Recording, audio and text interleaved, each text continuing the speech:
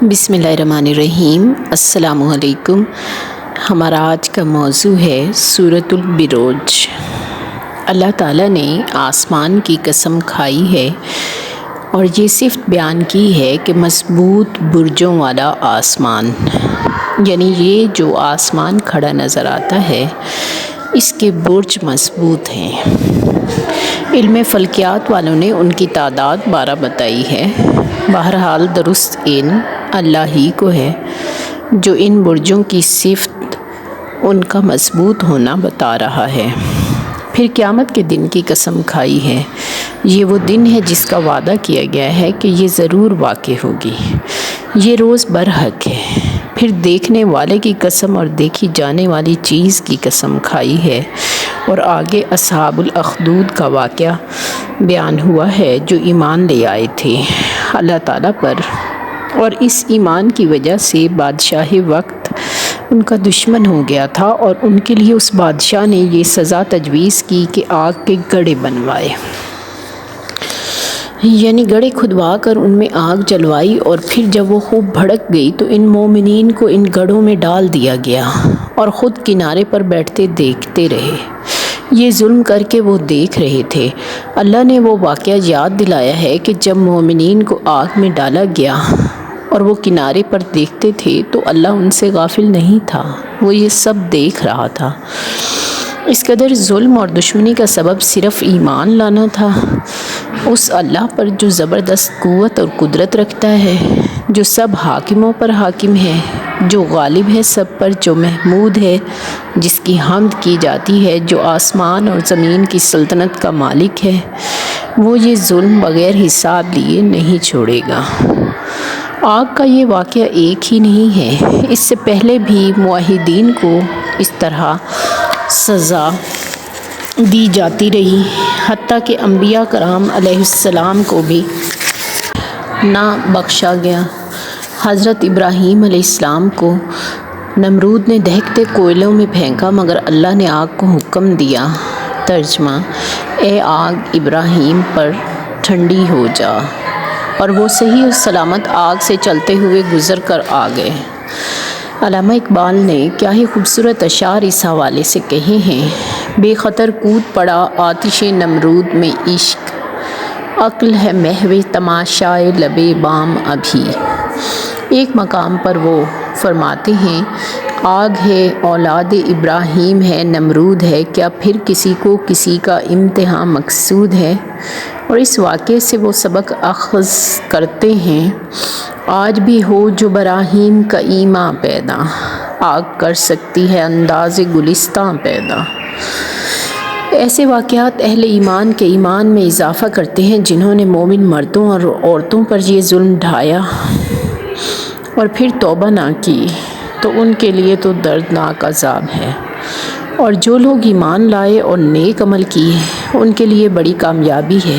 अल्लाह के यहाँ जन्नत, उसके नीचे बहती नहरें, जन्नत की अनगिनत नेमतें जिनका किसी कान ने सुना नहीं, जिनको किसी आँख ने देखा नहीं, और जिन नेमतों का तसव्वुर इंसान के ख़्याल में भी नहीं आ सकता। और यही असल कामयाबी है। आगे बताया गया है कि दर हकीकत तुम्हारे रब की पकड़ बड़ी सख्त है। जब वो गिरफ्त कर लेता है तो कोई नहीं कि बचा सके, छुड़ा सके। वो इंसान को उस वक्त वजूद में ले आता है जब वो ना था, तो दोबारा पैदा करना उसके लिए कोई मुश्किल काम नहीं। दोबारा पैदा करना उस पर इंतहाई आसान है। वो मोहब्बत करने वाला है, तभी तो जो मुनकिर हैं उनको भी मतवातर रिस्क पहुंचाता रहता है।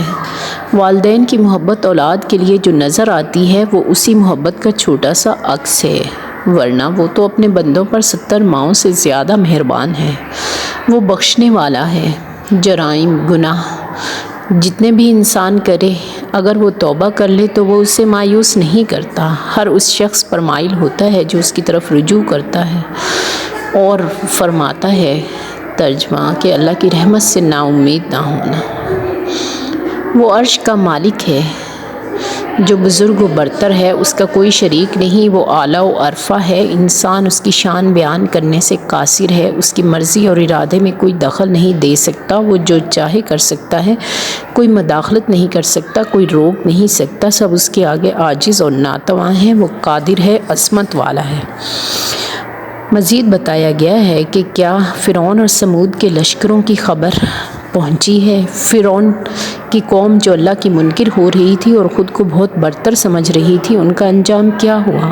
جب اللہ کی پکڑ ہوئی تو وہ دم مارنے کی مجال نہ پا سکے۔ قوم سمود جب اللہ کے احکامات کی منکر ہوئی تو ان کی ساری برتری دھری کی دھری رہ گئی۔ جب اللہ کی پکڑ ہوئی تو پھر وہ اتنی سخت ہوئی کہ کوئی بچ نہ سکا۔ کیسا عذاب ان پر نازل ہوا۔ یہ سب واقعات یاد دلا کر کفار مکہ کو تنبیہ کی گئی ہے کہ وہ بھی جھٹلانے میں لگے ہوئے ہیں، تو ذرا دیکھ لیں کہ جھٹلانے والوں کا انجام کیا ہوا۔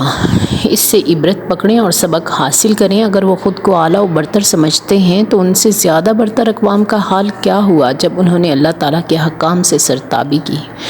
اللہ تعالیٰ نے ان کو گھیرے میں لے رکھا ہے، سب اس کے احاطہ علم میں ہے، وہ جب چاہے ان کی پکڑ کر لیں۔ جی قرآن جیسی عظیم کتاب کے منکر ہو رہے ہیں تو قرآن عظیم الشان کتاب ہے، بلند پایا ہے، جس میں قیامت تک آنے والوں کے لیے رہنمائی ہے۔